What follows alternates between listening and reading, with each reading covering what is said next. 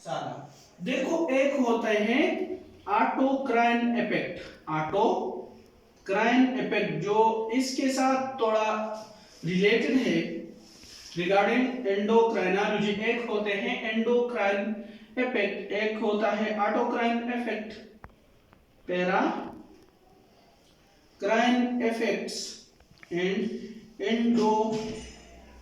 Endocrine effects. ये जो autocrine effect है ना, फॉर एग्जांपल एक सेल है हमारे साथ बॉडी का, वो कोई केमिकल रिलीज करता है, कोई केमिकल रिलीज करते हैं, like T cell, blood cell में जो टी सेल है ना वो हमारे साथ इंटरल्यूकिन रिलीज करता है, और वही सिक्रीशन जो केमिकल ये रिलीज करता है वही केमिकल आके इस सेल पे दोबारा इफेक्ट करे, दैट इज ऑटोक्राइन इफेक्ट। और एक हमारे साथ है पैराक्राइन, फॉर एग्जांपल ये एक सेल है, ये एक केमिकल रिलीज करता है और ये केमिकल जाके इसके साथ जो दूसरा सेल है उस पे इफेक्ट करे, साथ वाले सेल पे इफेक्ट करे, दैट इज पैराक्राइन इफेक्ट। और एंडोक्राइन इफेक्ट वो होते हैं जो हमारे साथ एक सेल ने यहाँ पे एक केमिकल रिलीज किया, ये केमिकल सर्कुलेशन के थ्रू जाके बॉडी के किसी और पार्ट में दूर जाके इफेक्ट कर रहे, that is known as endocrine effect. ये सिंपल दो तीन वर्ड्स है जो हम बोलते हैं, इसमें बार बार रिवाइज होते जाएंगे इस एंडोक्राइन सिस्टम में। अब हमारे साथ अगर हम एंडोक्राइन को देखते हैं तो एंडोक्राइन सिस्टम में एक हमारे साथ एंडोक्राइन ग्लैंड्स होंगे और एक उसकी सिक्रीशन के बारे में हम पढ़ेंगे। तो एक एंडोक्राइन ग्लैंड्स और एंडोक्राइन ग्लैंड की सिक्रीशन लाइक हार्मोन। तो एंडोक्राइनोलॉजी में एक हमारे साथ है एंडोक्राइन ग्लैंड्स और दूसरा है इसके hormones, endocrine hormones, okay, hormones. अब इस एंडोक्राइन ग्लैंड में एक हमारे साथ जो सबसे मोस्ट इंपॉर्टेंट और most of the endocrine system, उसको सारे के सारे एंडोक्राइन सिस्टम को कंट्रोल करते हैं, जिसको हम एज अ बिग बॉस लेते हैं, दैट इज हाइपोथैलेमस,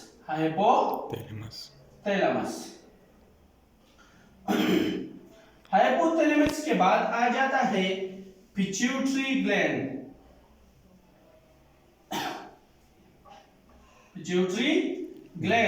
और पिट्यूटरी ग्लैंड के बाद आ जाता है हमारे साथ थायराइड ग्लैंड, इसके बाद पैराथायराइड ग्लैंड,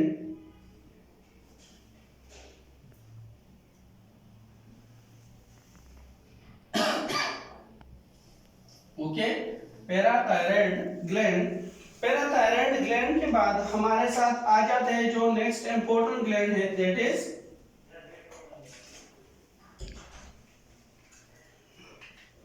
पैनक्रियास,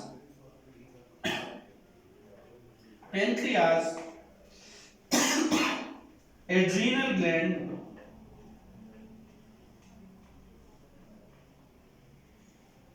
ये इंपॉर्टेंट हमारे साथ क्या है, इंपॉर्टेंट एंडोक्राइन ग्लैंड्स है।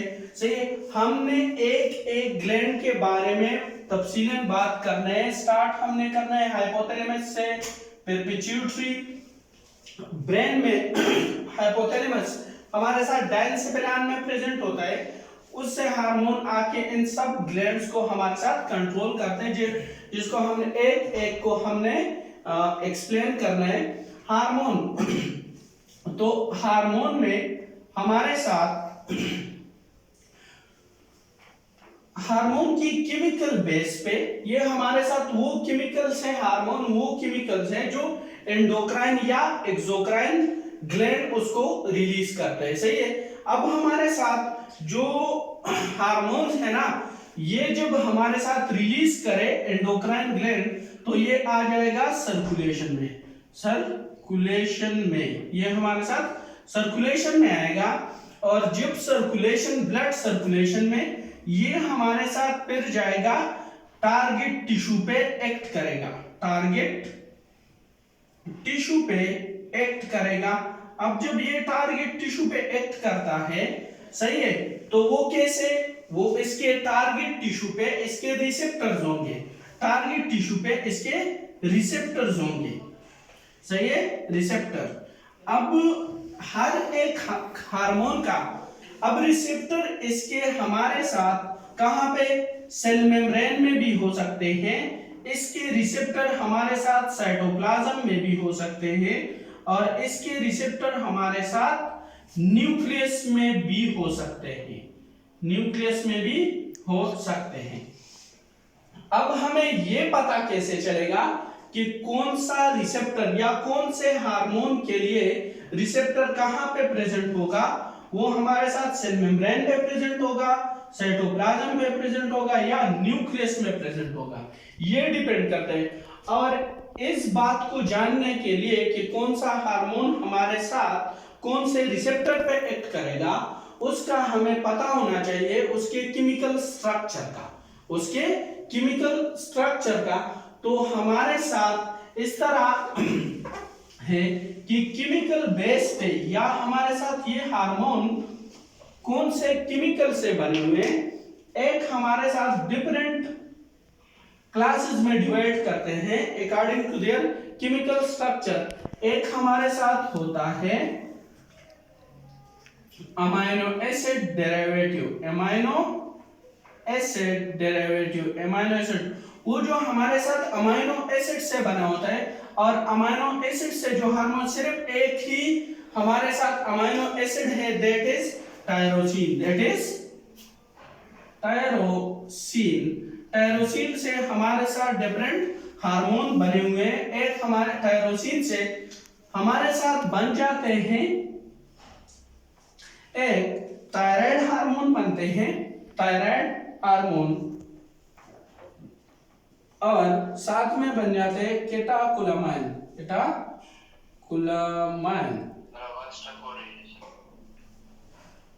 एक हमारे साथ, यार अपने उसको ठीक करते सिग्नल को, तो एक हमारे साथ होती है, एक हमारे साथ केटाकोलामाइन होते हैं, केटाकोलामाइन, और एक थायराइड हार्मोन। टायरोसिन से क्या जी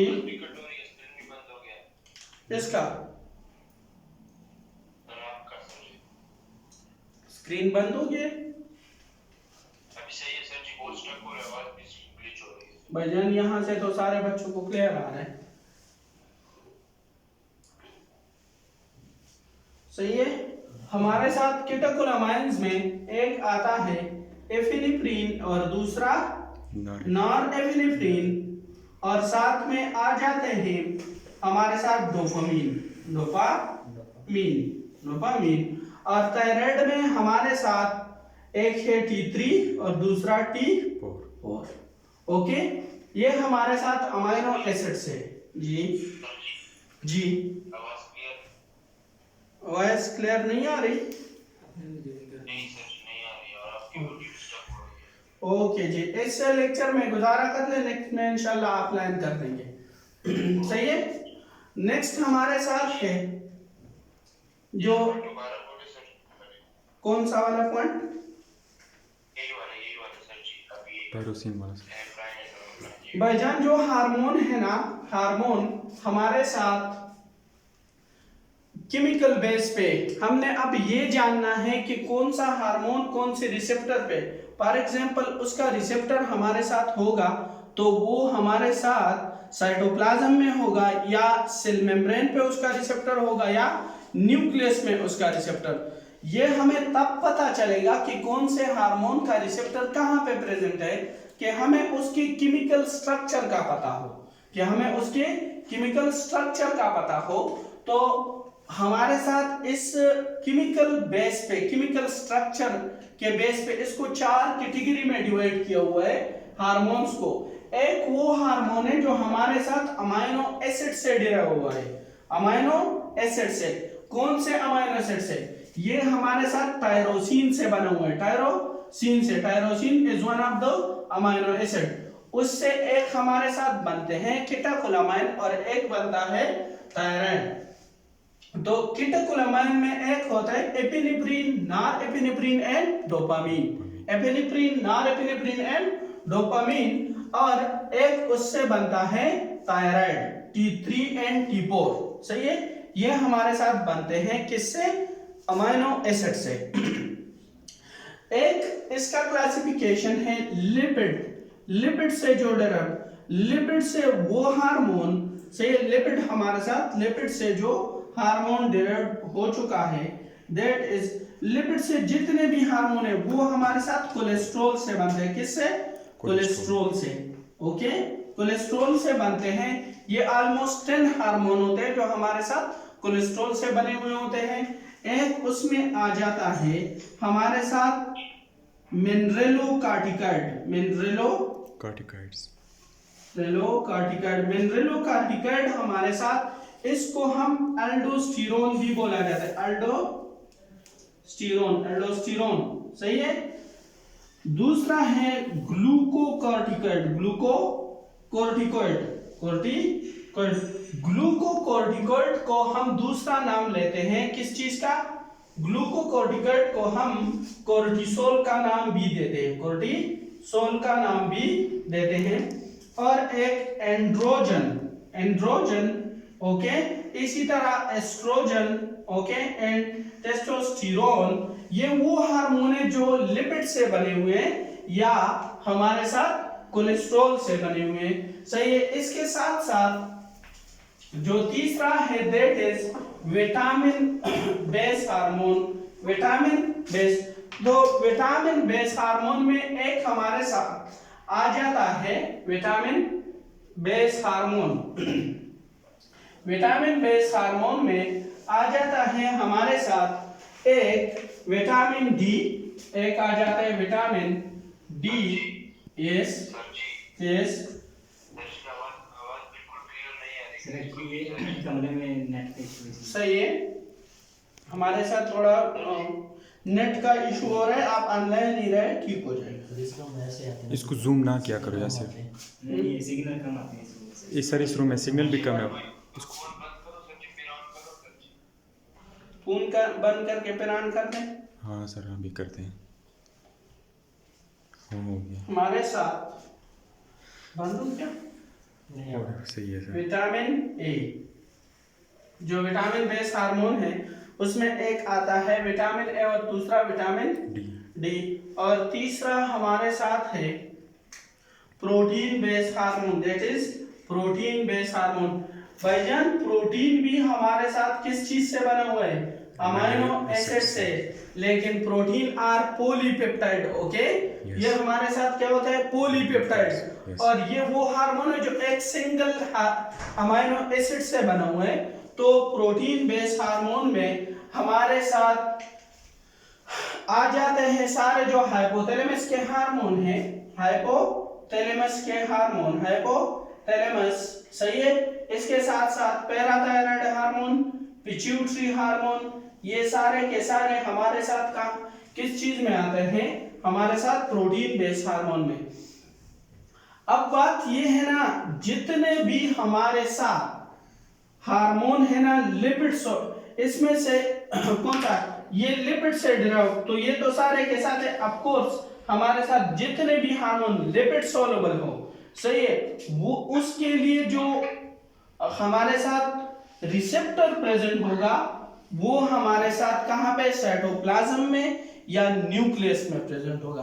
क्योंकि जो लिपिड सोलुबल हार्मोन है, लिपिड सोलुबल हार्मोन, वो हमारे साथ इजीली क्या करते हैं, सेल मेम्ब्रेन को क्रॉस कर सकती है, वो किसी भी मेम्ब्रेन को इजीली क्रॉस कर सकता है। और जो हमारे साथ वाटर सोलुबल हार्मोन होता है तो वो हमारे साथ क्या करता है, उसके लिए जो रिसेप्टर होगा वो हमारे साथ प्रेजेंट होगा सेल मेम्ब्रेन पे, क्योंकि वाटर सोलुबल हार्मोन हमारे साथ इजीली मेम्ब्रेन को क्रॉस नहीं कर सकता, वाटर सोलुबल हार्मोन हमारे साथ इजीली मेम्ब्रेन को क्रॉस नहीं कर सकता, ओके।